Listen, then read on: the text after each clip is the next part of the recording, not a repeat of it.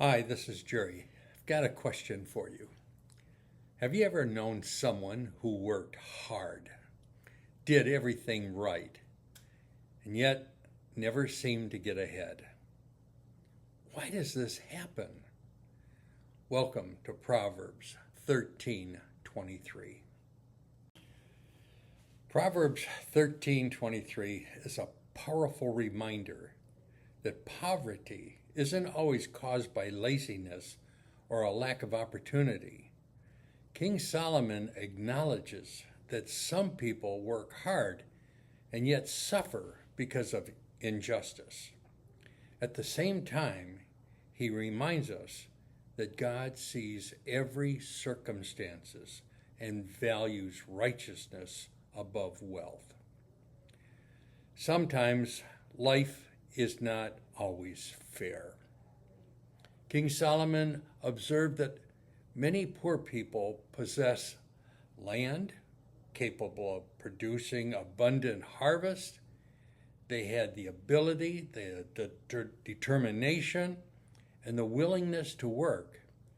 Yet, because of injustice, dishonesty, or even oppression, the fruits of their labor was often taken from them. This proverb reminds us that poverty is not always the result of laziness. Sometimes people suffer because others abuse their power, make dishonest decisions, or take advantage of those who have little voices. God is deeply concerned about justice. Throughout Scripture, he calls his people to defend the weak, deal honestly, and treat every person with dignity and fairness. For those who have been treated unfairly, this verse offers comfort. God sees every injustice. Even when the world ignores it, nothing escapes from his attention. For those whom God has blessed with influence or resources, this proverb carries a responsibility. We are called to use our blessings with integrity, compassion, and fairness. A society that grows stronger when justice and mercy walk hand in hand. There's words from ancient men, Hebrew words. The word abundant, rav, means much, plentiful, or abundant. It speaks of God's provision and the potential for a rich harvest. There's another word called fallow ground, nur. It refers to freshly cultivated or newly plowed land prepared for planting. It suggests that land had real potential to produce. Then there's the word poor, which is rash, describing one who is needy or lack of material resources, but not necessarily because of laziness. There's a word that is swept away, which implies something being removed, taken away, or even destroyed. There's another word for injustice. It's called mishap. It's used here in the sense of absence or prevention of justice. Mishap normally means justice, judgment, or rightful decisions.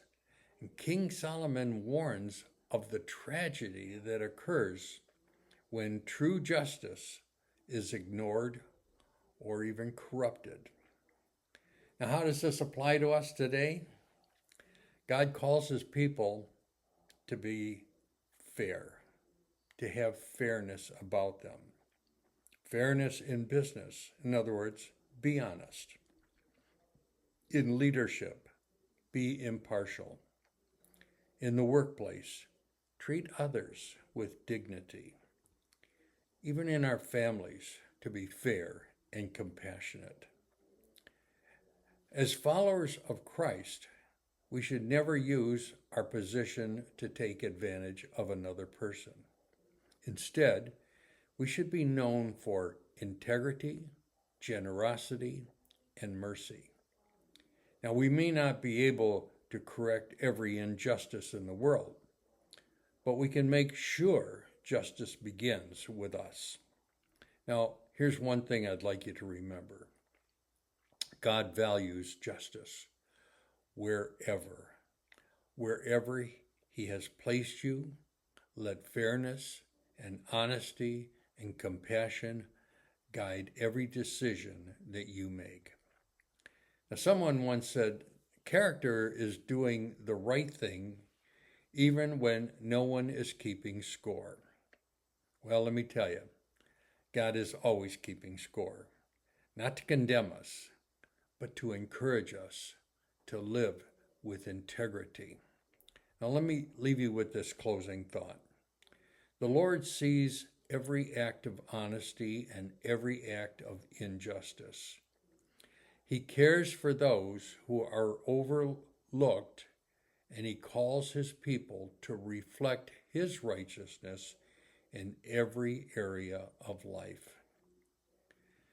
Be a person who lifts others up rather than taking advantage of them.